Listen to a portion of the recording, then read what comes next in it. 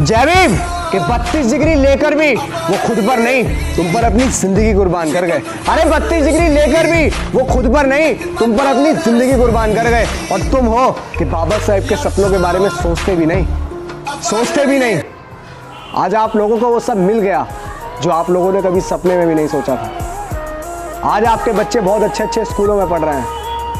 आज आप बहुत अच्छी नौकरियों पे लग गए हैं, बहुत अच्छी पदवियों पर बैठ गए हैं, लेकिन पीछे का संघर्ष नहीं देखा आपने कि किस संघर्ष से, कितनी कुर्बानियों से आपको ये सारी चीज़ें मिली।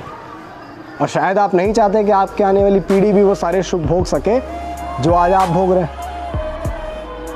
जैसा आज वर्तमान में स्थिति है, जैसा हमें दिख रहा है कि इंडियन कॉन्स्टिट्यूशन को तार-तार किया जा रहा है, लोकतंत्र को तार-तार किया जा रहा है, लेकिन जिन्होंने लोकतंत्र की नींव रखी, जिन्होंने भारतीय संविधान की नींव रखी, जिन्होंने कॉन्स्टिट्यूशन बनाया रात दिन की मेहनत से, और जिन लोगों को अधिकार दिए, वो लोग संविधान को बचाने के लिए, उस कॉन्स्टिट्यूशन को बचाने के लिए घर से बाहर नहीं निकल रहे हैं।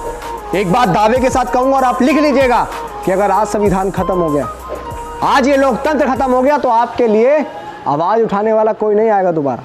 बाबा साहेब दोबारा आपके लिए लड़ाई लड़ने नहीं आएंगे।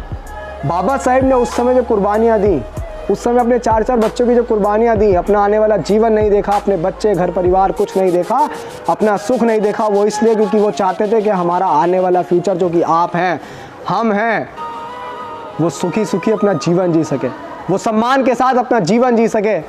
लेकिन आज हमारे लोग सम्मान से हट के एक ईगो आ चुका है लोगों के अंदर। बाबा साहेब की बात करने में शर्म आती है, जय भीम बोलने में शर्म आती है, लेकिन कभी गहराई से सोचिए कि अगर वो व्यक्ति जिसका नारा हम लोग बड़े गर्व से लगाते हैं ना, जय भीम, वो व्यक्ति अगर नहीं होते बाबा साहेब डॉक्टर भीमराव अंबेडकर, तो आज आप बहुत अच्छे घरों में नहीं रह रहे होते।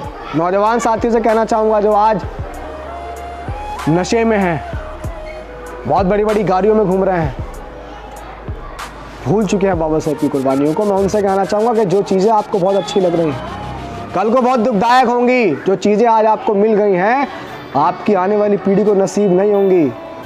कब तक छुपोगे कायरों की तरह? कब तक घर से बाहर खुलकर नहीं निकलोगे?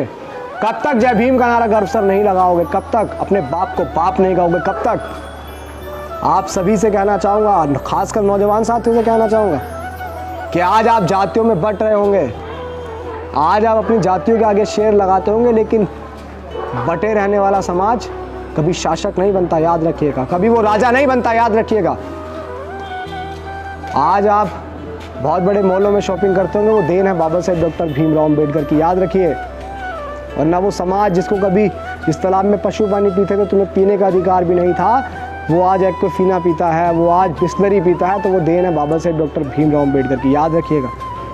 मैं ये बात क्यों कह रहा हूँ? इतिहास पढ़िए, इतिहास को समझिए।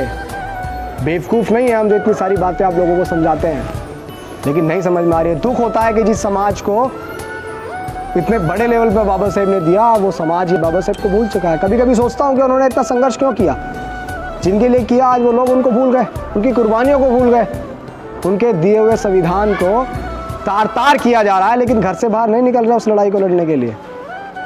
हम जैसे नौजवानों को बेवकूफ़ कहा जाता है, हम जैसे नौजवानों को नौसिखिए कहा जाता है। भगत सिंह भी नौजवान थे, करतार सिंह सराफा भी नौजवान थे, शहीद अशफाक उल्लाह खां भी नौजवान थे। परिवर्तन नौजवानों ने लाया है, और नौजवानों से कहना चाहूँगा, निकलिए घर से बाहर और इस संविधान को बचाने के लिए बाबा साहेब की मूवमेंट में चलिए। ये लड़ाई जाति के खिलाफ है, ये लड़ाई समानता के लिए है, ये लड़ाई स्वाभिमान की है, और स्वाभिमान की लड़ाई में कायरों की तरह छुपकर मत बैठिए। सोचिए कि मैंने क्या कहा और गहराई से इस पर विचार कीजिए। जय भीम, जय भारत।